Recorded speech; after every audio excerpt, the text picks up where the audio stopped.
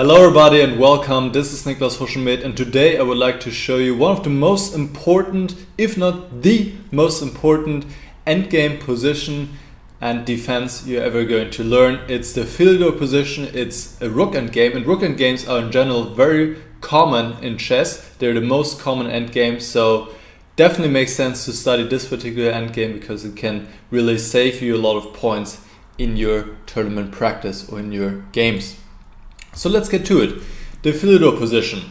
Not a lot of pieces are left on the board. White is up a pawn and the pawn wants to advance, wants to promote on f8. And this position is won if white is to move, and if it's a draw if black is to move. So first let me show you how white wins, so then you can figure out and logically find out why black needs to play the way he does.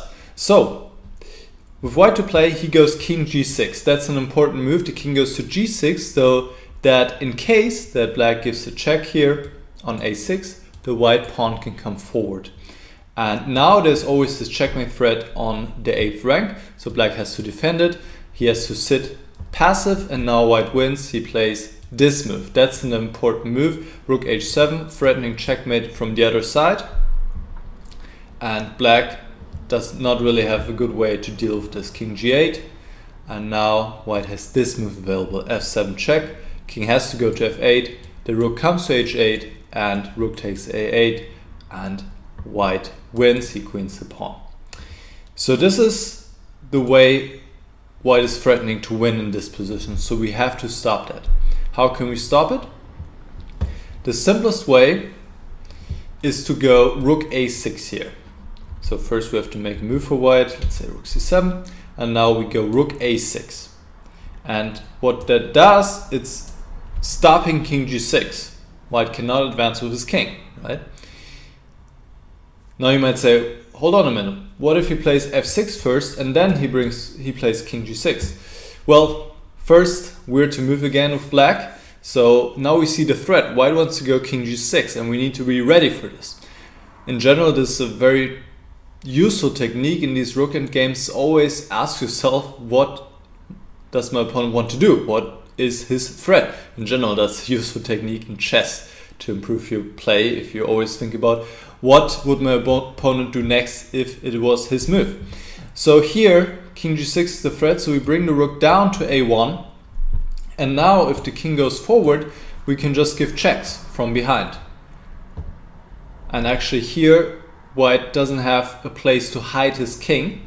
If the pawn was on f5, it would be still a little bit different. The king could hide in front. But here, white doesn't have a place to hide at all. And we can just continue giving checks, and there's absolutely nothing white can do. And it's a simple draw from here on. So this is the drawing technique. Now I would like to show you what happens with the g-pawn. And here it's a little bit different, because here you can do the same thing.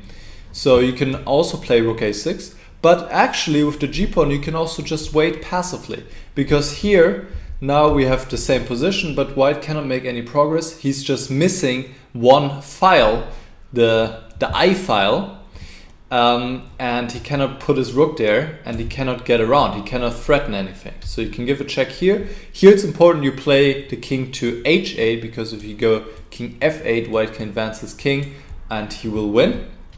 But after king h8, white can give another check, and he cannot threaten a checkmate from the other side, as it was possible with the f-pawn. If he actually goes g7 here to threaten rook h8, that would be a terrible mistake, because suddenly black wins after rook b6 check and winning the rook.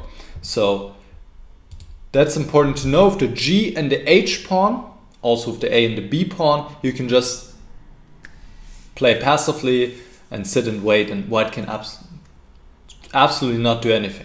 But with the f-pawn, as we saw here, the important move after rook c7 is to put the rook on the 6th rank to cover, to prevent king g6 from happening. And then once white advances the pawn, if you play something else, if you just wait, then you just also wait as well. The king is perfectly placed on f8. But once your opponent pushes his pawn forward to the 6th, now you can go rook a1 and draw comfortably with checks from behind. Alright, so that's it for today's lesson. Rook Endgames, important field of study in chess for sure. And in the next video, we're actually going to take a look at what happens if already the king comes in front of the pawn and we're behind. Let's say after rook a1, what to do if it's like this. This is actually also still a draw, but it's a little bit more difficult. So we'll get to this next time. And until then, I would love to hear your feedback. Was it all clear? Do you have any questions? Let me know, and I'll catch you next time. Bye bye.